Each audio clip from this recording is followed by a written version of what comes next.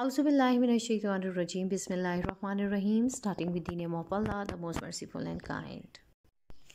I welcome you all in the online classes, and I hope that you all are fine and good at your home and you are taking your classes on daily basis.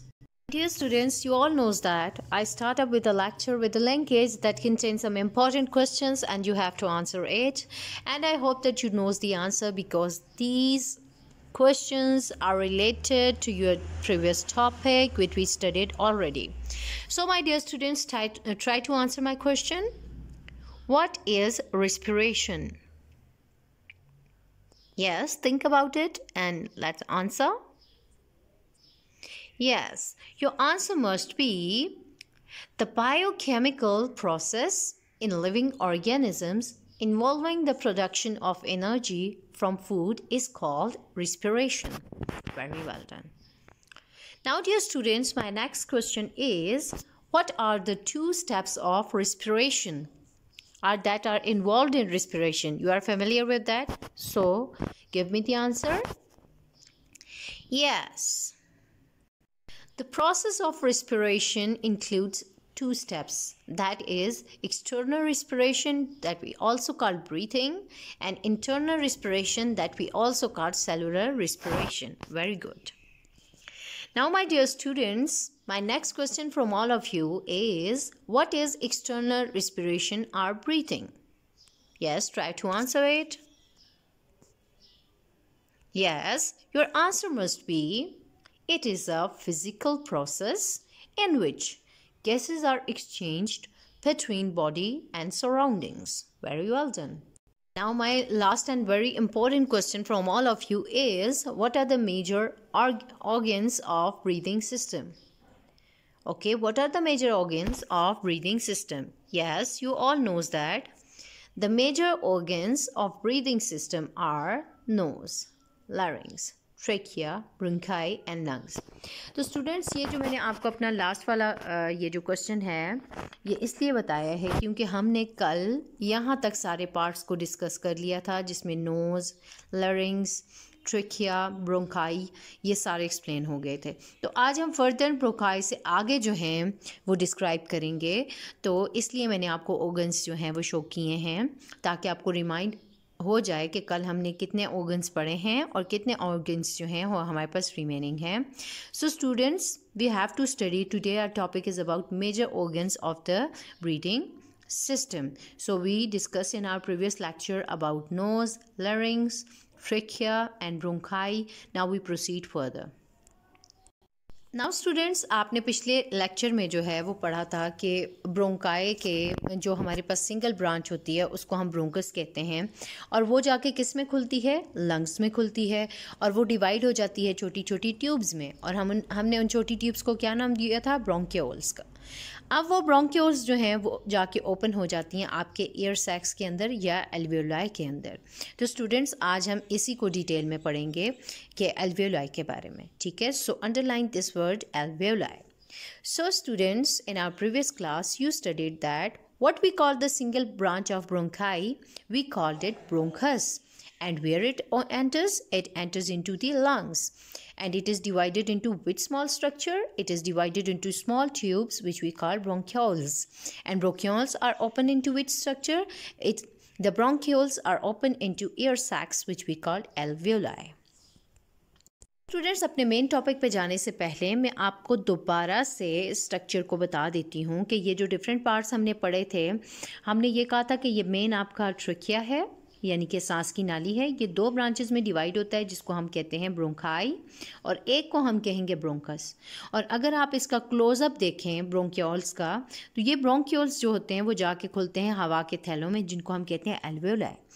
अब ये alveoli या हवा के थैले क्यों ज़रूरी हैं? अब बच्चों, आपके भी माइंड में सवाल आता होगा कि आप जब अपनी ऑक्सीजन लेते हैं आखिर वो कहाँ पे जाती है? तो बच्चों, वो यहाँ पे एल्वियोलाई के अंदर आती है. और ये छोटे छोटे एल्वियोलाई क्यों होते हैं? आपको पता है क्यों होते हैं? अब मैं आपको एक एग्जांपल बताऊं. आपने एक कबर्ड में जाके पूरे के पूरे अपने कपड़े तय किए बगैर रखे तो कितने जोड़े कम से कम उसमें आ जाएंगे? बहुत कम जोड़े आएंगे। बनिस्बत आप एक एक जोड़े को तय करके रखें तो काफ़ी सारे जोड़े आपके उस कबर्ड में आ सकते हैं, क्योंकि आपने उनको तय करके रखा है। इसी तरह से हमारे पास ये जो आपका ब्रीथिंग सिस्टम होता है, इसके अंदर छोटे छोटे थैले होते हैं, जिसकी वजह से हमारे पास सांस लेने की जगह जो है वो हमें ज़्यादा मिल जाती है। ठीक है, तो इन एल्वियोलाई जो आपके पास ब्रोंक्योल्स के आगे ये बहुत सारे एल्वियोलाई जो होते हैं, तकरीबन मिलियंस के हिसाब से होते हैं, इनका काम ये होता है कि ये आपको ज़्यादा जो है वो जगह देते हैं, जिसमें आप ज़्यादा से ज़्यादा ताकि ऑक्सीजन जो है वो आप अंदर लेके आ सकें। क्योंकि अगर एक ही पूरे कबर्ड की तरह एक ही अगर पूरा एक पार्ट होता तो उसमें कितनी सी ऑक्सीजन आ जाती, बहुत कम आती। अब इस पार्ट को, ये जो आपको लंग्स का हिस्सा नज़र आ रहा है या फेफड़ों का हिस्सा नज़र आ रहा है, ये अंदर जाके खुलता है छोटी छोटी थैलियों में, और इन छोटी थैलियों का काम ये होता है कि ये आपको ज़्यादा एरिया प्रोवाइड करती हैं ताकि ज़्यादा से ज़्यादा आपके पास हवा अंदर आ सके। So students, you studied about the different parts of the breathing system that include trachea, lungs, bronchioles, bronchi, and alveoli. Now I show you here the close-up of the alveoli, that why these small air sacs are present here. So students, as you know that in a cupboard when you put unorganizedly in cloths, then the number of cloths that are just in that cupboard was very small, because due to a small space. But when you divided your cupboard into parts, then you fold your clothes, then there is a lot of space for you. So here the air sacs are present. Why they are present? They are present in order to increase the surface area and maximum amount of oxygen coming in. So this is the reason that these alveoli are present here. अब students, आपको alveoli का जो basic function है वो मैंने बता दिया, definition तो हमने देख ली। अब यहाँ पे आप अंडरलाइन करेंगे और ऊपर राइट करेंगे फंक्शन ऑफ एल्वियोलाई, क्योंकि मैं आपको एल्वियोलाई का फंक्शन बता रही हूँ। तो एल्वियोलाई को क्या कहते हैं? हवा की थैलियाँ कहते हैं।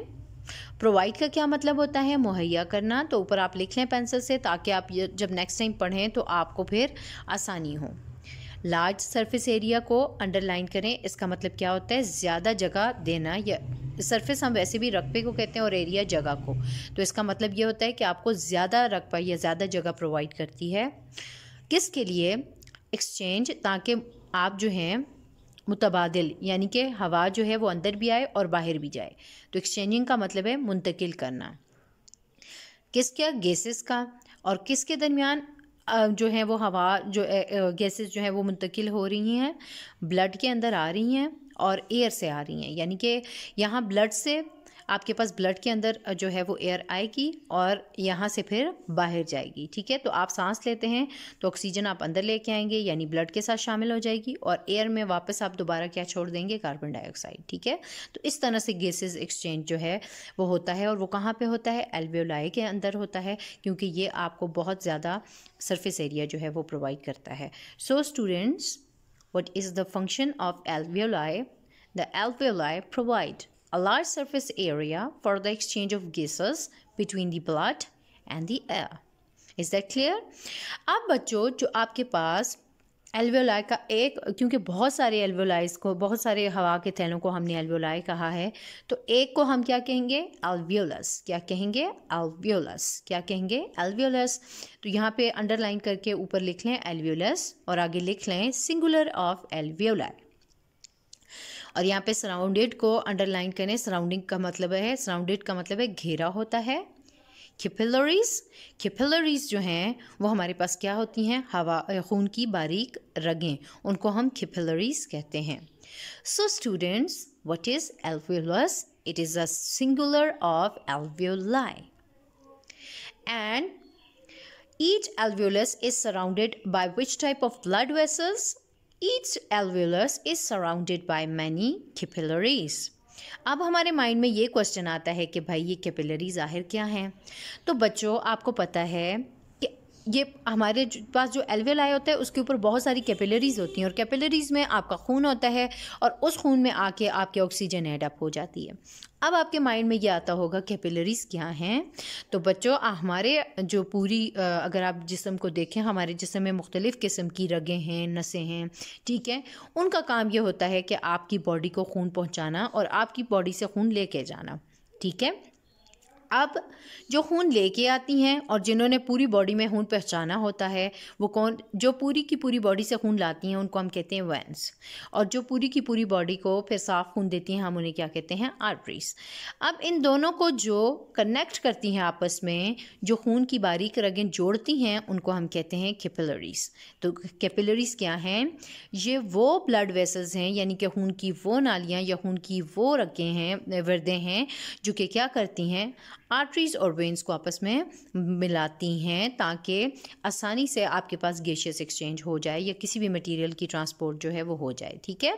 सो व्हाट आर द कैपिलरीज। तो कैपिलरीज को सबसे पहले आपने अंडरलाइन करना है और ऊपर लिख लें खून की बारीक रग या रगें, और ब्लड वेसल्स को अंडरलाइन कर लें, इसका मतलब है खून की नालियाँ। कनेक्ट्स को अंडरलाइन कर रहे हैं, राब्ता पैदा करना, आर्टरीज यानी आपकी नसें, वेन्स यानी आपकी रगें, ठीक है। ये इन दोनों को क्या करती है, कनेक्ट करती है। और ये डेफिनेशन लिख लें, these are the blood vessels which connect arteries and veins. So what are the capillaries, these are the blood vessels which connect arteries and veins. उसके बाद हम देखते हैं नेक्स्ट जो आपके पास पार्ट आता है ब्रीदिंग के लिए, वो आपके पास आते हैं आपके फेफड़े, जिन्हें हम कहते हैं लंग्स। तो लंग्स क्या होते हैं, ये जोड़ों की सूरत में, यानी कि आपकी बॉडी के अंदर कितने लंग्स होते हैं, 2 लंग्स होते हैं, यानी कि उनका पेयर पाया जाता है। और वो कैसे होते हैं, अंदर से हाली यानी कि हॉलो होते हैं, और कैसे होते हैं आपके लंग्स, स्पॉन्जी यानी कि नर्म होते हैं, ठीक है। जैसे आप घर में बर्तन धोने वाला स्पॉन्ज है, उसको दबाएं ईजिली हिलता है और उसमें छोटे छोटे सुराख होते हैं, तो ये आपके लंग्स भी ऐसे ही होते हैं कि जो बहुत ज़्यादा नर्म होते हैं। और ऑर्गन हम कहते हैं एज़ा को। So underline the word lungs, underline the word pair that mean जोड़ा, underline the word hollow that mean अंदर से खाली, underline the word spongy that means नरम, एंड ऑर्गन्स। सो एज़ा। तो how you define lungs, lungs are a pair of hollow spongy organs. अब वो होते कहाँ पे हैं या मौजूद कहाँ पे होते हैं, they are located in the chest cavity on either side of the heart. ये लोकेटेड का मतलब है कहाँ वाक़ई होते हैं, ठीक है। तो आपके जो सीने का हिस्सा है, चेस्ट कैविटी को अंडरलाइन करें, ये सीने का हिस्सा है, आइदर यानी किसी भी, साइड का मतलब होता है पहलू, और हार्ट का मतलब होता है दिल। सो ये लोकेशन किधर होती है आपके फेफड़ों की, so where the lungs are located, they are located in the chest cavity on either side of the heart. अब आपके पास what we studied are in our today's lecture. Now we sum up our lecture. In our today's lecture we studied about the major organs of breathing system that start from bronchi and lungs. So first of all, what are the bronchus? That each bronchus is the singular of bronchi, and where it enters into the lungs. And what are the bronchioles? The each bronchus is divided into small tubes which we call bronchioles. And what are the alveoli? The bronchioles are open into the air sacs which we called alveoli. What is the function of alveoli? The alveoli provide a large surface area for exchange of gases between blood and the air. And what are the alveolus? These are the singular of alveoli, and it is surrounded by many capillaries. And what are the capillaries? These are the blood vessels which connect the arteries with veins. What are the lungs? Lungs are the pair of hollow spongy organs, and where they are located? They are located in the chest cavity on either side of the heart. Students, your homework is you have to draw the neat and clean label diagram of respiratory system which show the structure of alveoli and lungs. अब आपने क्या करना है कि respiratory system का ये वाला हिस्सा बनाना है जहाँ पे आपको क्लोजअप दिखाना है alveoli का और lungs का, जैसा कि इस पिक्चर में आपको नज़र आ रहा है. So students, this is your homework. Draw the neat and clean label diagram of respiratory system that include close-up of your alveoli and lungs. So dear students, here are some important instructions for all of you. Play store से Google classroom download करें और class code जो कि आपके number पर message कर दिया था डालकर क्लास ज्वाइन करें। अगर क्लास कोड अभी तक आपको नहीं मिला तो इस नंबर पर रब्ता करके क्लास कोड हासिल कर लें। अगर फिर भी कोई मसला हो तो मोबाइल के हमरा स्कूल रिसेप्शन पर तशरीफ़ लाएँ और सेटिंग करवा दें। ऑनलाइन क्लासेस से मुतल्लिक़ तमाम मज़ामीन का होमवर्क अलग-अलग आंसर शीट्स पर लिखना है। होमवर्क ऑनलाइन सबमिट कराने की ज़रूरत नहीं है, बल्कि आपको जिस दिन कहा जाएगा उस दिन आप अपना सारा ऑनलाइन होमवर्क लेके स्कूल आइएगा और इस होमवर्क के जो हैं वो 30% मार्क्स आपके फ़र्स्ट टर्म में शामिल कर दिए जाएंगे। इसलिए आपका ये जो होमवर्क है वो करना बहुत ज़्यादा ज़रूरी है। हश्तम और शशम और हफ्तम सवालात ब्लैक पॉइंटर से और जवाबात पेंसिल से लिखेंगे और अहम निकात ब्लू पॉइंटर से लिखेंगे और हश्तम और नाहव वाले सवालात ब्लैक पॉइंटर से और जवाबात ब्लू पेन से लिखेंगे और हेडिंग मार्कर से लिखेंगे। होमवर्क जो है वो बहुत नीट और पेपर प्रेजेंटेशन के साथ होना चाहिए। तमाम वालिदैन से गुजारिश है कि वो जल्द से जल्द नूर के व्हाट्सएप पेरेंट्स ग्रुप को ज्वाइन करें और किसी भी असिस्टेंट की सूरत में दर्ज झेल नंबर पर रब्ता करें।